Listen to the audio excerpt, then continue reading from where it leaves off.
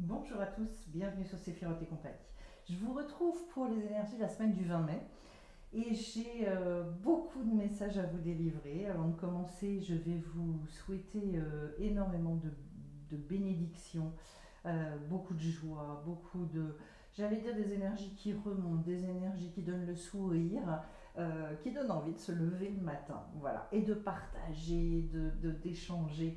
Je dirais, vous savez, de retrouver une espèce d'émulation que sur tous les plans de l'être, que ce soit au niveau du mental, au niveau de l'émotionnel, au niveau physique, eh bien, chacun d'entre vous puisse retrouver justement ce chemin là, de fluidité et puis au niveau spirituel aussi, naturellement. Alors, je vais y rentrer dans le vif du sujet parce que j'ai pas mal de choses à dire.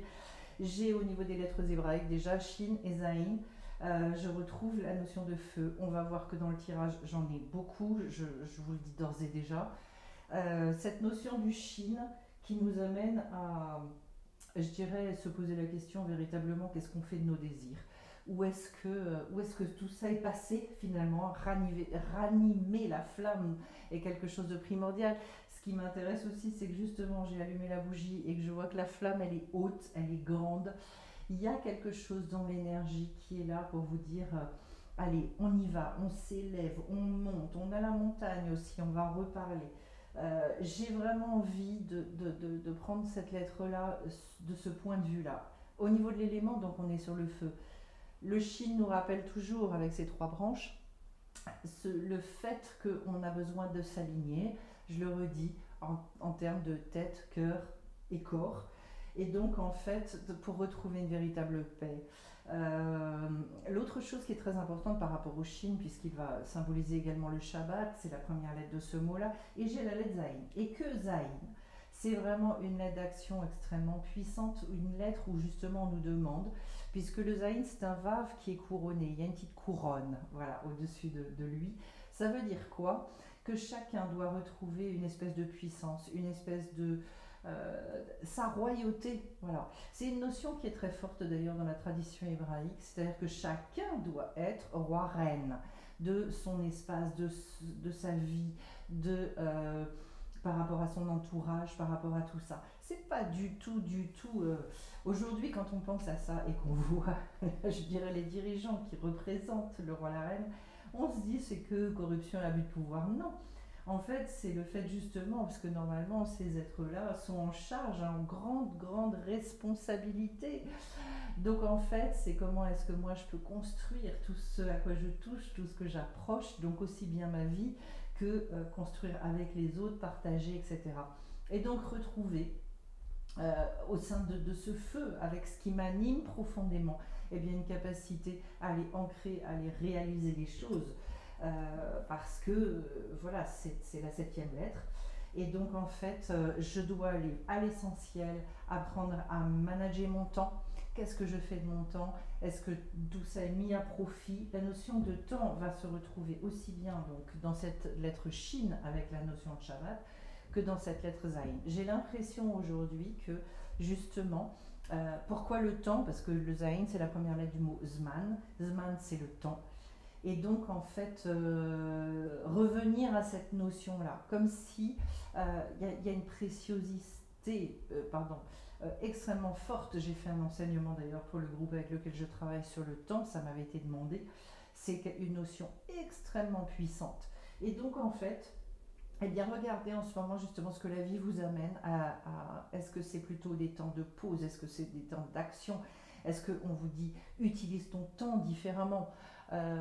Voilà, d'être très attentif à tout ça, en sachant que c'est une lettre qui va nous parler aussi justement de ce vide d'énergie.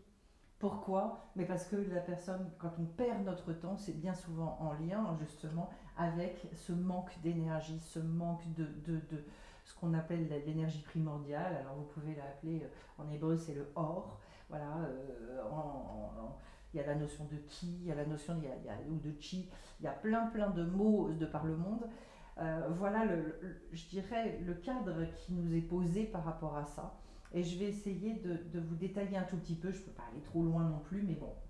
Alors, d'abord, et vous voyez qu'on retrouve immédiatement, et tout en haut, je vous ai fait cette fois-ci un tirage que j'appelle comment Zut. Un tirage où je veux aboutir à une sorte de goulot d'étranglement. C'est-à-dire, en fait, euh, à l'image du sablier, voilà, eh bien, ce à quoi on veut nous amener profondément. Et alors, le message de fin, il est complètement délirant. Je précise aussi que j'ai beaucoup d'arcanes majeures dans mon jeu. Et donc, ça veut dire que, pareil, les énergies en ce moment sont des énergies très très puissantes.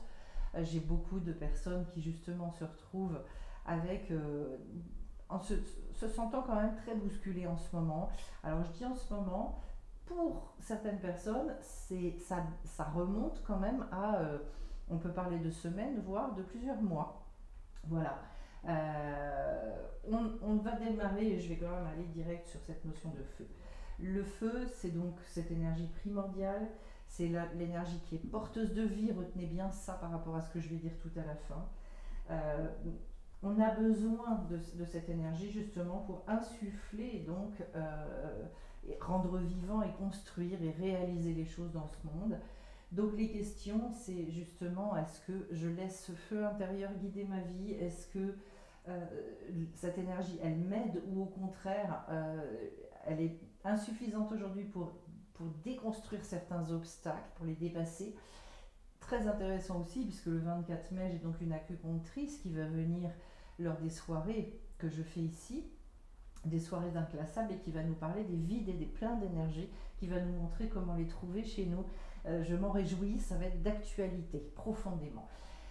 Et donc, en sachant qu'effectivement, je le précise, nous sommes rentrés dans la semaine du Netzar au niveau du conduit Homer. Pour ceux que ça intéresse, j'ai fait des vidéos sur le sujet. Et donc, en fait, le Netzar, c'est toute cette détermination. Et pour avoir une détermination, c'est le côté vainqueur, le côté gagnant, le fait de se dire de toute façon, je lâcherai rien, j'irai jusqu'au bout. Voilà. Donc, bon, on comprend mieux peut-être le tirage aussi que j'ai aujourd'hui. Et donc, il y a des moments où on a besoin de faire appel à cette force-là, cette force supplémentaire, d'aller regarder aussi à tout ce qui est lumineux. Bon, ça c'est une évidence. Jusqu'où est-ce que je nourris cette chose-là? Jusqu'où est-ce que je me renforce, je m'ancre là-dedans? Parce que de toute façon, je pense que quand on ne nourrit pas et quand on ne travaille pas là-dessus, étant donné les forces contraires qui existent dans le monde, je dirais qu'on en arrive très très rapidement à une sorte de désespérance, et à quoi bon, et de beaucoup de renonciation. Alors j'ai sur la première ligne en fait de cet entonnoir, voilà, c'était le mot que je cherchais tout à l'heure, ça y est, merci, il m'a été renvoyé. Déjà trois arcanes majeures, donc je vais essayer d'être didactique et de vous montrer d'emblée ce que ça sous-entend. Première chose, l'empereur. Je viens de vous dire avec la lettre Zayn, effectivement, qu'il y avait besoin de retrouver cette royauté chez l'être humain, d'arrêter de croire que finalement on vient par hasard, qu'on est une sorte de canette de coca qui dévale le ruisseau, voilà, le ruisseau, et que en fait tout ceci n'est que hasard. Non, pas du tout. Voilà, bon, après chacun a le droit de penser ça, mais pas sur cette chaîne en tout cas, c'est pas avec ça que je pars. L'empereur, c'est à la fois une stabilité extraordinaire, une puissance, une sécurité intérieure, une assurance. C'est tout l'objet véritablement de ce que l'homme doit créer pour devenir roi. Parce qu'en fait, s'il n'a pas ça, c'est logique qu'il n'arrive pas à gérer son royaume, je dirais. Et donc, en fait, et on nous rappelle aussi au travers de ça qu'en fait, c'est un personnage qui est extrêmement actif, puisqu'en fait, c'est celui qui va commencer à réaliser les choses une fois que les projets ont été définis. Je parlerai un tout petit peu aussi justement de cette définition des projets, cette définition de quel est le sens que je mets à ma vie.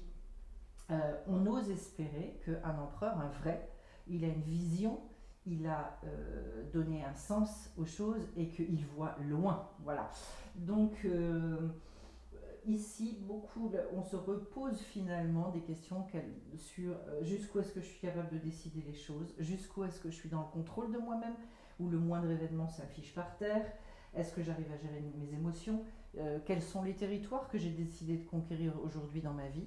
Alors je sais d'expérience qu'on a des tempéraments qui nous amènent à être plus dans la conquête de certains territoires, je dirais entre guillemets spirituels, c'est-à-dire au niveau de notre volonté d'évoluer, au niveau de notre volonté de changer certains de nos comportements, et qu'il y a des fois on est moins dans le fait de vouloir réaliser dans ce monde, c'est un vrai sujet. Un vrai sujet. Je pense que voilà, ce sera quelque chose, certainement, je travaillerai dans les groupes de coaching parce que c'est une problématique extrêmement puissante aujourd'hui. Voilà. C'est-à-dire à savoir que il est très difficile de rencontrer des êtres qui sont à la fois avec des valeurs, qui ont une vraie vie spirituelle, c'est-à-dire je réfléchis aux choses, je mûris, je grandis, je me remets en question, et en même temps des êtres d'action. Et que aujourd'hui, les êtres qui ont toutes ces valeurs-là, justement, ont besoin de prendre leur place dans le monde. Voilà, pour ceux qui ne connaîtraient pas, découvriraient la chaîne, je vous invite à lire mon livre sur le pouvoir des inclassables aux éditions Erol. Alors, deuxième arcane majeur, je vais tomber sur la Lune. C'est fou parce que je repense d'emblée au pouvoir du féminin. La Lune étant et symbolisant donc ce féminin, pas du tout tel qu'on peut l'imaginer, c'est-à-dire dans une forme de faiblesse, non. La force d'un imaginaire extrêmement sain et qui nous amène à vivre ce que l'on a envie de vivre, c'est quoi? C'est la force d'une puissance extraordinaire. D'ailleurs, qui s'inscrit aussi dans le Netzar, quelque part. Voilà. Parce qu'en fait, c'est bien beau d'imaginer, c'est bien beau de rêver, et on doit le faire. Le problème après, encore une fois, c'est comment est-ce que moi je vais y arriver. J'en profite pour le dire d'ores et déjà d'ailleurs, parce que je pense que c'est le moment, à savoir que par rapport, bon, c'est très intimement lié à la connaissance qu'on a de soi, ça c'est une évidence, et un petit peu ce qu'on va venir nous dire par rapport au 6-do. Pas que ça. Il va y avoir la nécessité de commencer à se montrer, de commencer à faire des petites choses dans la matière. Le gros problème, c'est que plus le rêve est grand et plus on a du mal à démarrer, alors qu'en fait les choses se construisent, et surtout les choses importantes, plus ce que vous avez à transmettre au monde, à apporter au monde est important, et plus finalement ça commence doucement, très tranquillement. C'est-à-dire, et en fonction chacun du niveau qu'il a, mais de se dire, eh bien aujourd'hui moi j'ai à cœur ça, c'est ça qui me porte, je me connais, et j'ai besoin d'avancer, eh bien il faut que je démarre, à un moment donné il faut que je démarre. La Lune, c'est beaucoup l'écoute de ses ressentis, c'est beaucoup la recherche de la révélation qu'on va retrouver à ce niveau-là. Mais le feu, si moi je m'inscris là-dedans, ça veut dire que le feu, c'est je dois retrouver ma royauté, savoir qui je suis, arrêter de sans arrêt m'enquiquiner avec des problèmes de légitimité, etc. Ça se travaille. Et puis surtout, derrière, repartir de mes rêves fondamentaux. Et il y a la notion aussi avec la Lune, puisque la Lune reçoit les rayons du Soleil. Autrement dit, sachez que oui, forcément, tout va passer beaucoup par des systèmes de révélation, par le fait de se laisser guider, par le fait de suivre son intuition. Vous n'avez pas tout à faire, il y a une forme aussi d'alchimie. On le sait, la Lune est extrêmement en lien avec tout ça. Et d'ailleurs, si je fais des ateliers, moi, des nouvelles lunes, c'est pas par hasard. Bon, non seulement c'est une loi, mais ces jours-là, il y a une énergie tout à fait spécifique à les récupérer. Et pour être très rapide, il est dit que le jour, la manière dont on va vivre cette journée-là va imprimer après tout un tas de choses. Le comportement qu'on va avoir ce jour-là va avoir des répercussions durant tout le mois. Voilà. Alors, derrière, au niveau du 6-do, je vous disais, je suis ravie d'avoir ça, puisqu'en fait ça nous reparle. C'est d'ailleurs, je précise, la seule carte que j'ai au niveau du monde émotionnel, la coupe, et qui nous parle de l'estime de soi, d'être fidèle à soi-même, fidèle à sa parole, fidèle aux autres, c'est-à-dire de connaître le poids, l'impact de tout ce que je dis, de la manière dont je me comporte, etc. etc.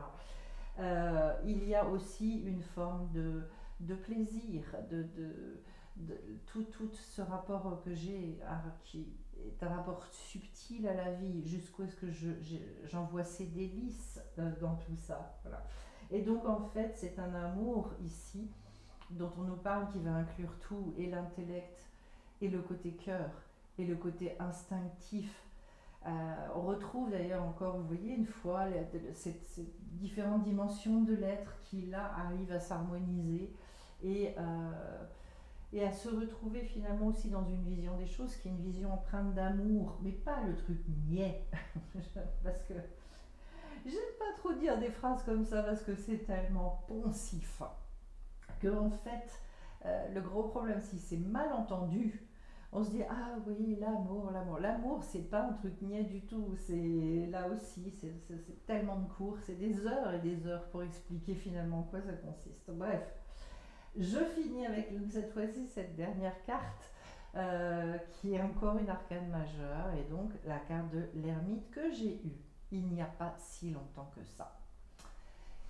Et donc on parlait de cette fin de cycle et du fait que l'ermite il devait repartir, il a besoin à un moment donné de se remettre en mouvement. Vous savez, il y a un temps, ce temps où on achève les choses. C'est pour ça que je n'exclus pas dans cette carte-là la notion de certains deuils, de certaines pages à tourner définitivement, ou même si c'est, je dirais, après on peut y revenir, mais des fois 2 ans, 3 ans plus tard, on retravaille les choses à une autre hauteur, etc. Ce que je veux vous dire, c'est qu'à un moment donné, il y a des questions, à mon sens, qui sont superflues. On s'en rend compte d'ailleurs, beaucoup, moi j'étudie énormément, et quand on étudie, il y a des fois des chocs, des espèces de révélations où on se dit bon là, maintenant, allez hop, je me suis posé assez de questions sur certaines choses et notamment sur soi-même. Pour moi, l'ermite, c'est le moment où la personne se décentre d'elle-même, elle retire une certaine sagesse de ses expériences, de ce qu'elle a pu acquérir et elle dit bah maintenant c'est le moment de repartir. Donc il va falloir que j'expérimente à nouveau, que je fasse d'autres rencontres, que je réouvre, que je reprenne mon bâton de pèlerin. Hyper intéressant ce tirage, entre nous soit dit. Voilà, c'est-à-dire, et vous voyez que tout ça c'est porté par le feu, c'est porté par un espèce de feu, et un feu qui pour moi nous dit à un moment donné, c'est pas que notre feu intérieur, c'est qu'il faut que je lui donne une direction à ce feu-là, où est-ce que ça me mène tout ce bazar, parce que c'est bien gentil à un moment donné, mais je veux dire tourner autour de son nombril, on finit par s'ennuyer énormément. Alors derrière j'ai la montagne, ce qui nous montre d'emblée qu'il va y avoir il y a forcément quelque chose à gravir. Voilà. On n'arrête pas d'ailleurs, mais c'est beaucoup, et je pense que nos montagnes, c'est beaucoup une question de regard. Voilà, moi je randonne, j'aime bien marcher. Et bien en fait, ce que j'ai pu constater, c'est que en fait, tout dépend beaucoup de la manière dont on regarde la montée. Est-ce qu'on regarde d'ailleurs jusqu'au bout? Moi, ce que j'adore dans les randonnées, c'est qu'en fait, la plupart du temps, ça dépend lesquelles. Mais là où j'habite, je vois pas le bout, en fait. Heureusement, parce qu'après, quand j'arrive en haut, je me dis waouh, en fait, t'as fait tout ça. Bon, pourquoi? Mais parce que, et il y a des fois, on attaque des montées qui sont quand même très costauds. Ben, je me dis, mais regarde ce que tu as autour de toi, là, pas après pas après pas. Et puis le truc qui nous paraissait absolument incroyable quand on fait des grands dénivelés, eh ben, on se dit, bah finalement je l'ai fait. Voilà. Et donc en fait là aussi, la force qu'il nous faut pour cette ascension, on revient sur le Netsar. C'est une espèce de détermination et une capacité après à être dans une endurance. Je sais pas, il y a un côté têtu. Moi j'ai toujours eu ça dans ma vie d'ailleurs. Il y a une personne qui m'avait dit un jour, tu as un côté rouleau compresseur. Tu fais pas de bruit, tu avances, mais en fait là où tu veux aller, tu y vas. Et oui, j'ai un côté têtu par rapport à certaines choses où je me dis, mais de toute façon, ça, je ne dérogerai pas dans ma vie. C'est comme ça, c'est pas autrement. Et puis, vous savez, dans certaines promenades, ce que j'ai constaté, quand il y a des coups de fatigue, on se dit, non, mais j'ai pas déjà fait tout ce chemin pour m'arrêter là. Moi, je veux avoir le super spectacle quand je vais arriver là-haut. Et ben voilà, il y a ce côté-là aussi que je kiffe. Voilà. C'est-à-dire de s'attendre aussi à ce que quand on arrive, on a un panorama de folie. On retrouve la lumière là-haut. Parce que quand on est sur certaines promenades, on passe par de l'obscurité. Il peut y avoir un temps magnifique, mais il y a des moments où on est complètement à couvert. C'est très très drôle d'ailleurs comment vivre des choses comme ça nous enseigne pas mal de trucs et de rentrer là aussi dans des phénomènes d'acceptation de toutes ces phases-là. Voilà. Donc en fait, quand on fait ça, qu'est-ce qu'on recherche? On travaille sur son souffle, on travaille l'ancrage, on travaille le rebond, le pas à pas. Voilà, c'est pour ça j'aime autant marcher seul que de marcher à plusieurs. Il y a des fois pour certaines balades, je pense que de le faire et de le partager, ça, waouh, allez, on se soutient, on y va, on lâche rien. Bon. Euh, donc accepter aussi, et je pense que quand on a des grandes choses à réaliser dans la vie, quand je dis des grandes choses, c'est pas le fait de finir dans tous les journaux et sur tous les plateaux télé, c'est pas ça. Des grandes choses, c'est quoi? C'est qu'à un moment donné, j'y crois dur comme fer. Je sais que ce que j'apporte, c'est important pour le monde, c'est important pour ma communauté et pour mon entourage. Voilà. Déjà, et je vois, il y a des gens qui sont proches, avec lesquels on étudie beaucoup, etc. Ce sont des gens, c'est incroyable déjà ce qu'ils ont pu réparer non seulement pour eux-mêmes, mais dans le transgénérationnel, les consciences, comment ça s'est ouvert, approfondi, etc. Bon, déjà ils ne sont pas descendus pour rien. Ils savent qu'en termes de mission de vie, je veux dire, ça en bouffe du terrain au bout d'un moment. C'est-à-dire, qu'est-ce que je suis en train de vous dire? Mais ces gens-là, vous pouvez les croiser, leur demander, et moi si je leur demande leur témoignage, d'ores et déjà, il y a tout un tas de choses dans la mission de vie qui sont venues opérer. Déjà, ils savent que ils ont défini des choses, qu'ils ont déjà réglé et réparé certaines choses. Vous savez, ça donne à un moment donné, justement, mais l'envie de recommencer sur la randonnée qui suit. Pourquoi? Mais parce que quand on l'a vécu, quand on a eu les fruits, quand on a vu les résultats, au bout d'un moment, on sait pourquoi on fait les efforts aussi. Voilà. Alors, je vais maintenant sur un 3 de feu. Et là, je vous disais tout à l'heure, j'avais pas mal de feu. Bon, je vais avoir celui-là, je vais avoir le roi et je vais finir par cette carte magnifique du 9 de feu. Alors, 3 de feu par rapport à la montagne, et bien justement, le 3 est une espèce d'éclosion. C'est un moment où, comment est-ce qu'on peut dire ça?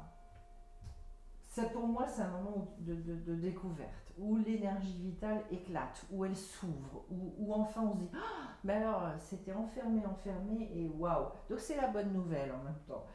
Euh, c'est une impulsion première qui fait que on peut redécouvrir les choses avec beaucoup de joie, beaucoup de une forme j'allais dire d'innocence. Voilà. C'est un petit peu la joie de l'enfant aussi. Donc, ce que nous dit cette carte, c'est lancez-vous, mobilisez-vous, redécouvrez de nouveaux horizons, beaucoup, beaucoup plus vastes.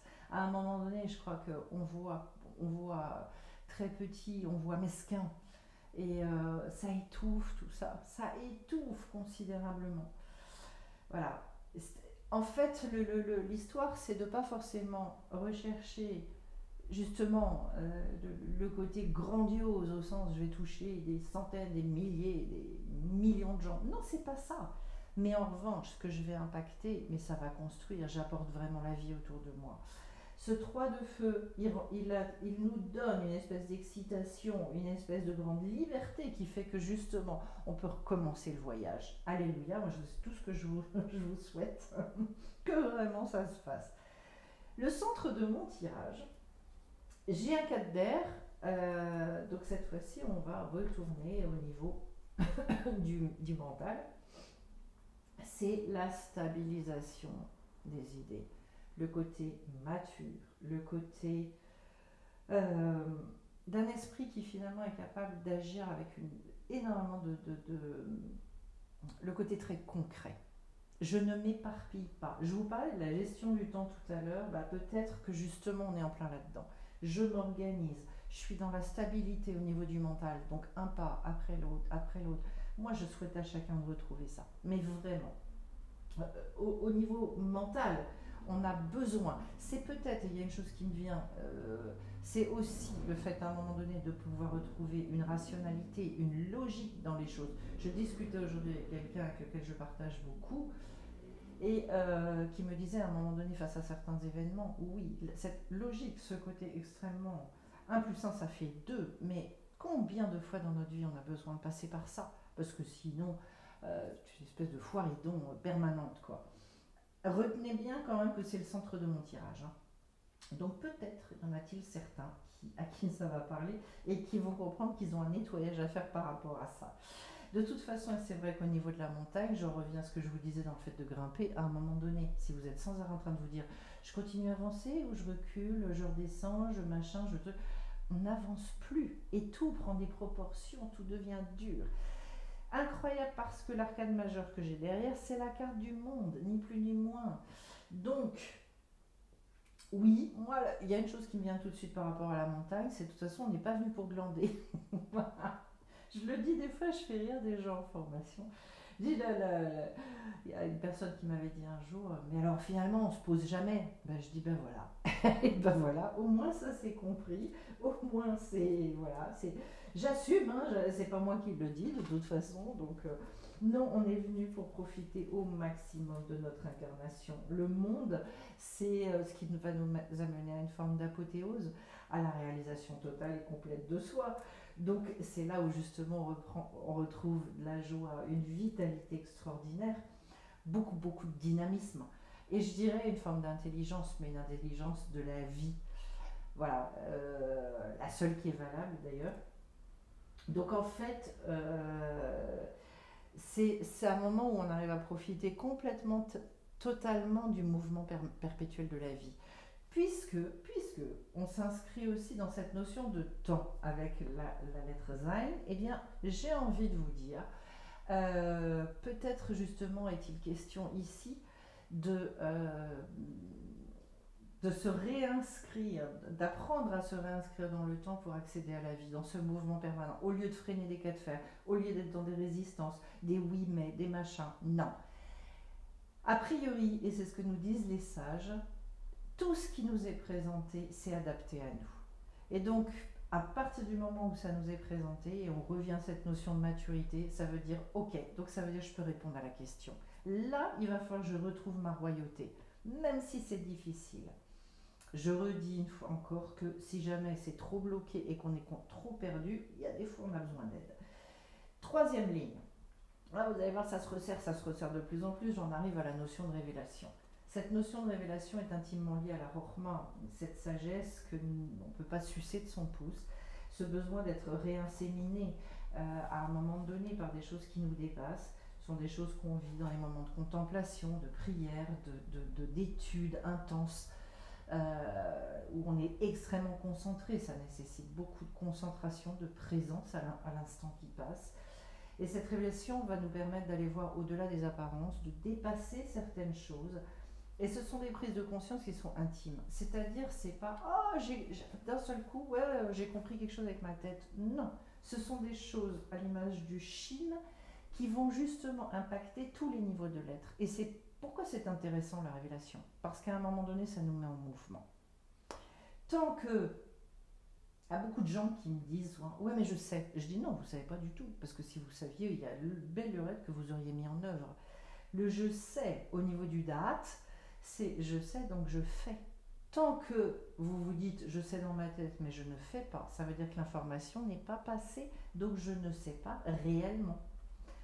Voilà, c'est ça le niveau de révélation. Et là j'ai deux cartes qui vont illustrer en fait par quoi ça passe. Et intéressant parce que vous voyez que je vais retrouver la notion d'épée et que là je vais passer par un 9 à nouveau. Eh bien, on nous parle de l'illumination, on nous parle justement de cette apparition d'un seul coup, d'une compréhension qui est tout autre et qui va opérer cette alchimie intérieure, cette mutation profonde qui fait quoi? Que dans le concret, je vais rompre avec certaines habitudes. Des habitudes mentales, bien sûr, mais ça implique à ce moment-là un lâcher-prise total et qu'il y a une lumière qui apparaît, qui se fait, qui va impacter à un autre niveau. Intéressant de retrouver ces mêmes notions. Moi, vous savez, quand je fais mes tirages, je veux dire, d'abord, je ne me pose pas 15 questions, je tire mes cartes, paf, paf, paf, ça se déroule comme ça. Et que je ne suis pas en train de bidouiller les jeux, parce que j'ai pas que ça à faire, donc voilà. Et donc, justement, ce qui est passionnant et qui est la bonne nouvelle, c'est qu'en fait, on arrive avec cette carte à stopper cette dualité intérieure qui fait qu'il y a en nous un spectateur et qu'il y a une toute autre personne qui est actrice. C'est-à-dire que je vais enfin pouvoir agir en fonction véritablement de ce que j'observe, de tout ça. Cette unité intérieure, non seulement elle aplanit et elle nettoie de tout un tas de choses qu'on a pu avoir dans les conceptions passées, mais elle va nous amener à changer profondément notre comportement et donc à un moment donné à arrêter de juger les choses telles qu'on l'a fait pendant très longtemps. Alléluia. Mais vraiment, vraiment, cette semaine, il y a des superbes choses qui se passent et derrière, j'ai un roi de feu. Alors, je vais finir, je suis très très contente de finir avec du bâton parce qu'en fait, c'est une énergie d'une puissance. Voilà, le bâton, à un moment, pour des gens qui se remettent beaucoup en question, qui, comme c'est quelque chose qui est extrêmement instinctif, qui fait appel à des forces, aux forces de la sexualité, etc., des forces corporelles extrêmement puissantes, toujours ça m'intéresse. Voilà. Parce qu'en fait, ce sont des choses qui vont mouvoir l'homme à des degrés nettement supérieurs. Là, j'ai le roi. On retrouve donc cette notion de royauté. Ce roi de bâton, en fait, est quelqu'un qui justement néglige toute stratégie. C'est-à-dire, il parle, il agit. Enfin, je veux dire, c'est paf, paf. Eh ben oui. Donc il n'y a plus le doute. C'est-à-dire que quand il s'agit d'avancer, de créer, d'aller au bout de ce qu'on a décidé, il fonce. C'est quelqu'un d'hyper résolu, c'est quelqu'un qui est curieux, c'est quelqu'un qui est optimiste. C'est tout ce qu'on vient de dire qui se trouve, je dirais, condensé symboliquement dans cette carte-là. Et quelqu'un qui finalement acte totalement de sa volonté. C'est ça qui va le définir, d'ailleurs c'est au travers de ses actes qu'en fait il va dire, ben voilà, vous voulez savoir qui je suis, ben observez mes actes, observez mon comportement. Et donc en fait, comment je dirais, c'est quelqu'un qui ne remet absolument pas son pouvoir en question. Voilà. C'est lapidaire, mais c'est efficace. Enfin, je souhaite à chacun d'en arriver là. Et d'ailleurs, et c'est pour ça que je pense que le phénomène d'appartenir à un groupe, de se soutenir là-dedans est quelque chose de primordial. Parce que je pense qu'en arriver là, seul, de toute façon, sachez que le pouvoir qu'on a seul ou le pouvoir du groupe n'a absolument rien à voir. Il est dit que dans un groupe, d'ailleurs, on fait descendre des choses au niveau de la volonté du ciel. On arrive à faire descendre des choses qu'un individu seul ne peut pas faire. Alors, derrière, il y a le 9 de feu. Je vous disais, bon voilà, carte hyper importante, puisqu'en fait, Jodorowsky dit de cette carte que c'est le choix entre la vie et la mort. Donc accéder finalement, c'est quoi la vie? Comment est-ce que moi je vais pouvoir m'inscrire là-dedans? Très solennellement, la Torah, voilà, dans la Torah, il y a un verset où Dieu dit effectivement, tu choisiras entre la vie et la mort. On nous parle ici d'arriver au bout du tunnel. Quand on fait ce choix-là et le choix de la vie, il y a une espèce de... On est très accompagné. Donc tout ce qu'on a pu porter à bout de bras pendant un temps s'arrête. Voilà. La seule chose, c'est que derrière tout ça, ça veut dire qu'on a renoncé à la peur. Vous comprenez bien qu'avec le roi de feu, il y a un moment, je vous ai dit, il n'est plus dans le doute, il n'est plus dans tout ça. Donc, je pense que tant qu'on est dans des peurs, ça n'est pas possible, on n'arrive pas à aller au bout des choses. Alors, j'ai oublié de vous en parler, mais je vais revenir de cette carte du halo, qui peut paraître antinomique parce que le halo c'est quelque chose qui est un petit peu brouillé, où on ne voit que justement l'extériorité. Eh bien, ce qu'on est en train de nous dire, c'est peut-être que vous ne comprenez pas tous les buts ultimes de tout ce que vous mettez en place. Oui. Heureusement d'ailleurs, parce que je pense que si on avait conscience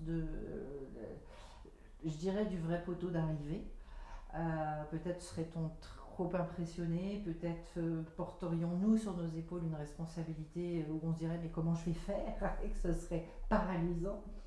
Donc en fait, oui, il y a des énigmes dans nos vies, mais déjà, si on arrive à percevoir ce halo-là, de se laisser guider par ça.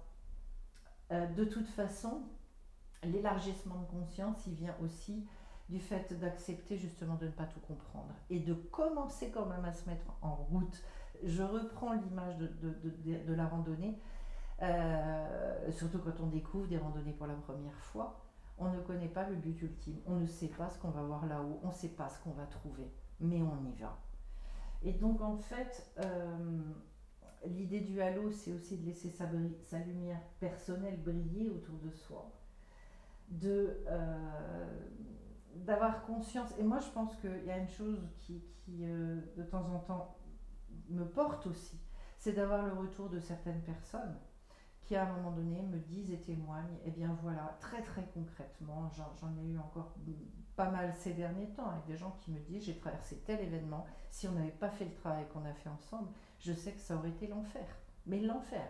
Des gens qui ont pu vivre des choses pendant des années avec des proches et qui m'ont dit, écoute, il faut que je te raconte parce que en fait, ben voilà, j'ai eu le coup de téléphone avec un tel, j'ai vécu ça, j'ai rencontré Bidule, là où ça se passait systématiquement de telle et telle manière, où ça me démontait, voilà ce qui s'est produit. Et des retournements de situation, mais complets. Les gens eux-mêmes sont émerveillés et me disent mais c'est pas possible, c'est incroyable, et voilà. Alors ben voilà, moi je dis Baruch Hashem parce que ça veut dire quoi? Ça veut dire qu'à un moment donné, euh, d'ailleurs, et quand vous faites un travail sur vous, si vous ne vivez pas des instants comme ça, si vous ne vivez pas les transformations et si vous n'expérimentez pas de véritables changements et chez vous et autour, c'est qu'il y a un problème. Voilà. À un moment donné, oui, on n'a pas d'obligation de résultat parce qu'on ne sait pas si la personne elle va faire son travail et aller jusqu'au bout. Mais si vous changez de comportement, si vous évoluez, que vous prenez conscience, mais forcément votre vie elle évolue. La seule chose, encore une fois, c'est que des fois, wow, l'être humain il a beaucoup de résistance, de réticence à évoluer. Parce qu'il a peur justement, on revient de ce qu'il va découvrir. Je finis avec l'authenticité. Bon, voilà, ça c'est dit. Ça c'est dit. Ensuite, c'est celle-là que j'ai la carte de l'automne, celle qui est sortie avec. Alors c'est l'intention, tiens. Voilà. Et puis je voudrais une dernière. J'ai envie d'une dernière. Le flow, le flux. Alors, qu'est-ce que je repère ici? Alors, ce qui est intéressant, c'est de retrouver cette notion d'intention. En lien d'ailleurs avec la carte de l'automne. Pour moi, se mettre très au clair avec nos intentions, c'est extrêmement important. J'ai remarqué plusieurs fois dans ma vie qu'en fait, je pensais être prête à vivre certaines choses et qu'en fait, mes intentions, elles n'étaient pas claires. C'était pas clean, au sens qu'il y avait des choses que je voulais. Oui, j'avais des intentions altruistes, etc. Mais en même temps, il y avait au fond de moi encore une volonté terrible de soigner certaines choses et que derrière ce que je voulais mettre en œuvre, eh bien, il y avait beaucoup je dirais, oui, il y avait des réparations que j'avais besoin d'opérer. Est-ce qu'on se nettoie complètement de ça? Je ne sais pas. Mais il y a un certain degré où on doit arriver. On doit avoir suffisamment de recul pour ça. Je ne peux pas rentrer parce que c'est un sujet en soi. Mais c'est ça que j'entends au travers de ces deux cartes.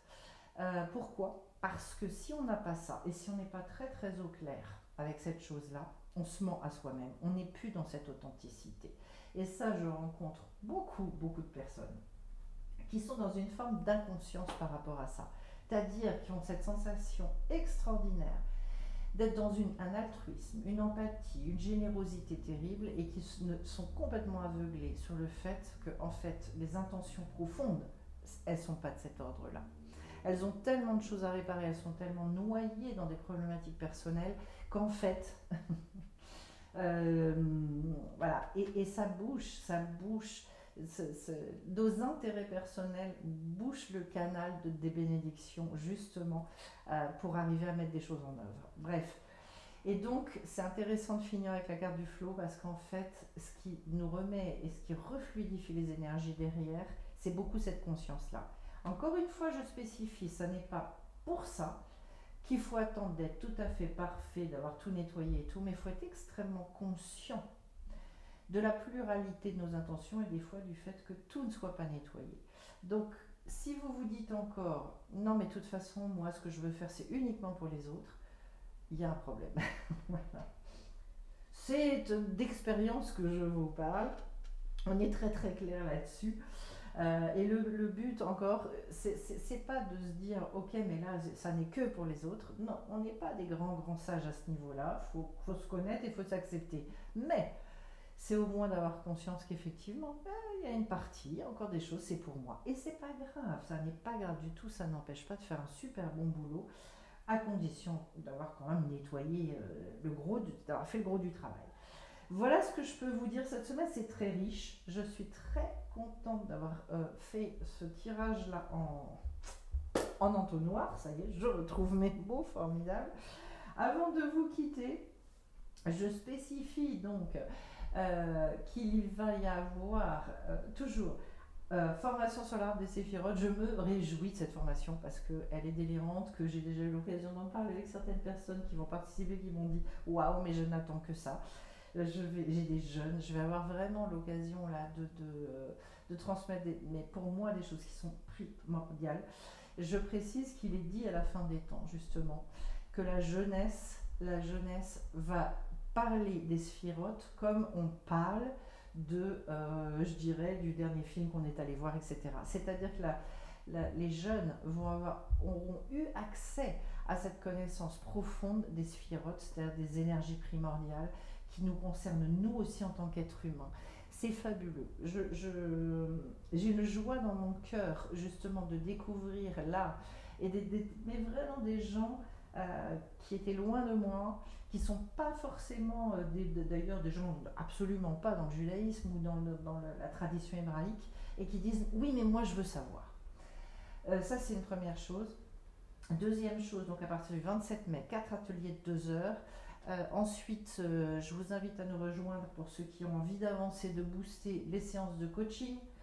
À partir du j'essaie de tout faire par cœur, mais j'ai du mal, je crois que c'est le 22 mai. Et on se voit 2 fois par mois et on avance sur des sujets. J'ai fait une vidéo sur les séances de coaching, vous allez voir sur la chaîne si ça vous intéresse. Mutualisation des coûts pour que les petits budgets puissent accéder aussi à ces rencontres. Je spécifie également donc le fait qu'il y a un stage au mois d'août. Si vous voulez venir participer, c'est le moment de vous renseigner dans ma belle région. Je deviens chauvine même si je ne suis pas issue de cette région-là. Un stage sur le fait toujours de sortir son potentiel. À chaque fois, il se passe des choses incroyables lors de ces stages-là. Et également, là, c'est un aparté, mais j'ai une mini-formation avec très très peu de participants sur la prise de parole, comment ancrer sa parole avec une espèce d'autorité, d'assurance, etc., qui a lieu début juin. Ça, c'est vraiment réservé. Bon, vous m'appelez, je discute avec vous si vous avez envie. Parce qu'en fait, de toute façon, ça restera sur un petit nombre de participants, tout petit, pour qu'on fasse un travail extrêmement ciblé sur chaque personne qui va venir. Je crois que c'est 4-5 juin. Voilà, et bien écoutez, et puis si je finis avec la soirée inclassable, justement, j'en reparle. Donc avec Muriel Echevarria qui va parler des vides et des pleins d'énergie. Soirée du vendredi 24 mai, je crois. Eh bien, écoutez, plein de belles choses à chacun d'entre vous. Je vous bénis tous abondamment, plein de lumière, plein de feu durant cette semaine. Merci pour vos likes, vos commentaires. Je vous embrasse.